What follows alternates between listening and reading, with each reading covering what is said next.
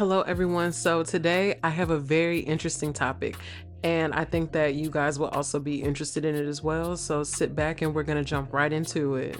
So, if any of you are not caught up on the Jujutsu Kaisen manga, this is going to be your warning now. There will be spoilers. We're going to be talking about something that happens later on.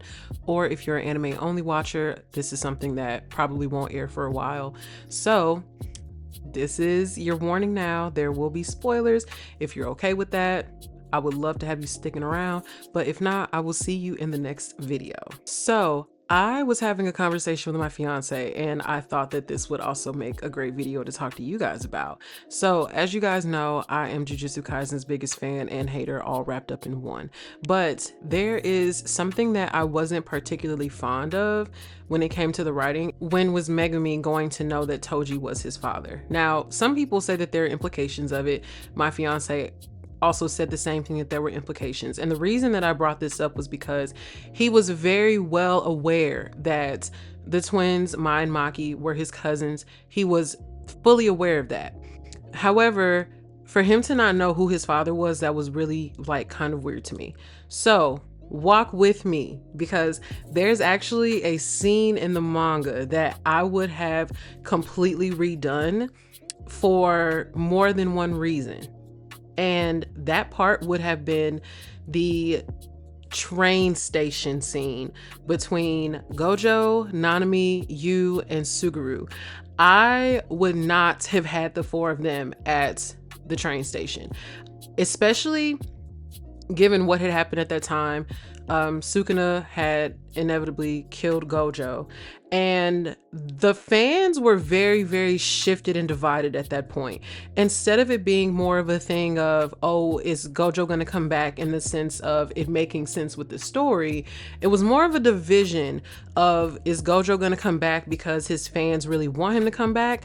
And then you also had the Gojo haters that were like, oh yeah, he's never coming back. And now, his photos are basically rage bait towards the readers that actually like him.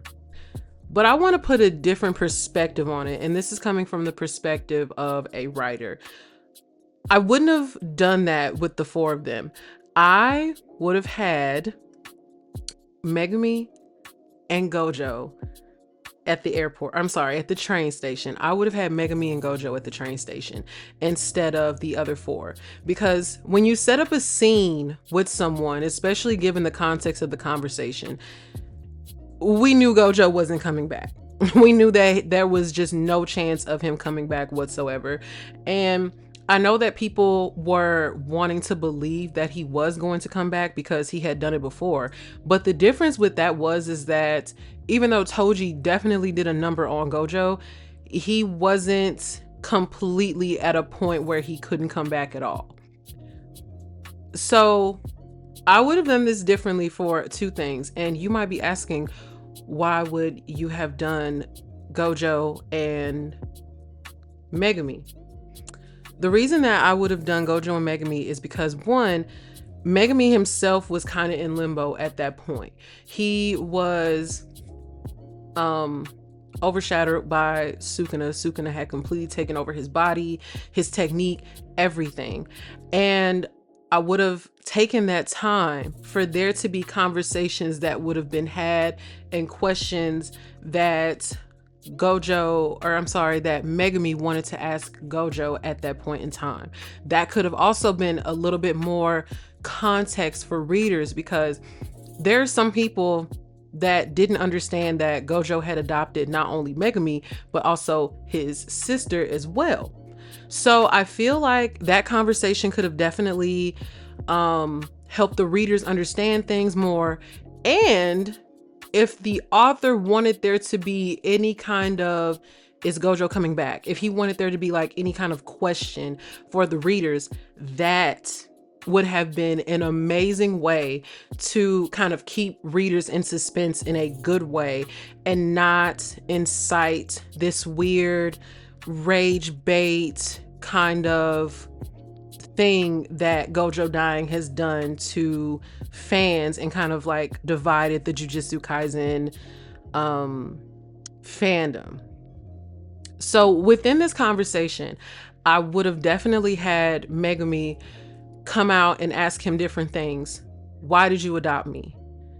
Then that would have sparked the whole entire conversation of, well, I was asked to, in a sense, because, and this is going to be another topic for another day, but people love to throw the deadbeat dad allegations on Toji when in reality, he loved his son, he loved his wife, he absolutely loved them.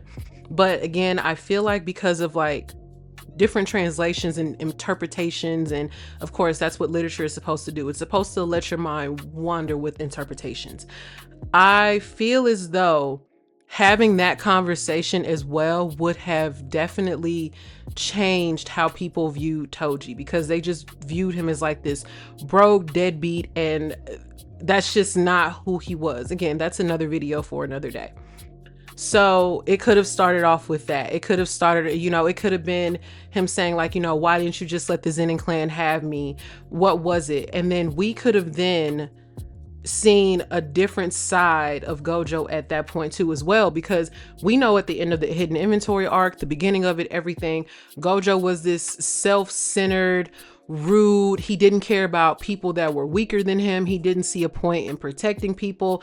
So for him to then pivot so dramatically, and 3 years after that, because it was a 3-year jump. Megumi was 2-3 years old when Gojo had killed Toji, and for him to just be like, you know, I'm going to listen to what he said and I'm going to adopt his son. Not only adopt his son, but you took in essentially Megumi's sister as well, even though not blood related, but that was still his sister. So it would have opened up doors for there to be a lot of conversation to be had, but also for readers to understand the characters and their development a lot more, because that was one of like my biggest gripes with Jujutsu Kaisen with the writing, was the character development was not, it wasn't very well received, but again, because there was just so much left up to interpretation when it came to that series. So we could have talked about that. We could have talked about how Megumi felt about the demise of his sister. We could even talk about how Megumi would have felt with Sukuna technically using his technique to kill Gojo. And of course, with that, there were a lot of emotions like with him, because Megumi ultimately felt guilty about everything that was happening and everything that was going on. And that could have been the moment for him to get that reassurance from Gojo. It's not your fault. This isn't your fault. This has nothing to do with you. And then he would have turned around and turned it into a joke and been like, you know, I told you were going to kill me inevitably, ha ha ha, like in typical Gojo fashion. But that also would have kept Megumi going, because I feel like for the longest stretch in that series, Megumi just did not have the will to live. After what happened with his sister, after everything that happened with Gojo, what he was seeing was happening with like his friends. And even though like, I feel like it really wasn't talked about like too much with him, but even though she didn't die, like even what happened to Nobara, like even though he didn't do it, that still weighed heavy on him, because that was his friend and classmate. So personally, to just kind of wrap this up, I feel as though the I keep saying airport, the train station scene in the manga would have been a lot better had it been Gojo and Megumi having a conversation rather than it to be the other four. And again, a lot more could have been talked about. There would have been way more things that would have been covered. And I feel like it definitely would have been better for reader satisfaction to not only give us insight on the characters, but also the direction in which what could possibly go. The suspense with that would have been amazing, especially with people in limbo about, oh, is Gojo gonna live? Is Gojo gonna die?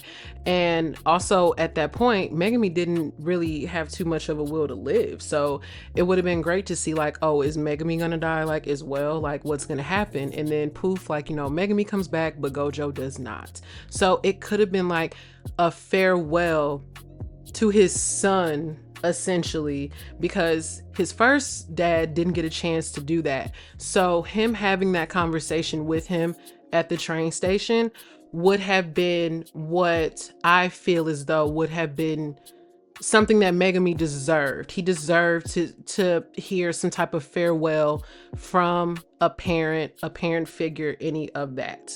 That is all I have for today. Let me know you guys' thoughts. Let me know what you thought about it, and I will see you in the next video. Bye.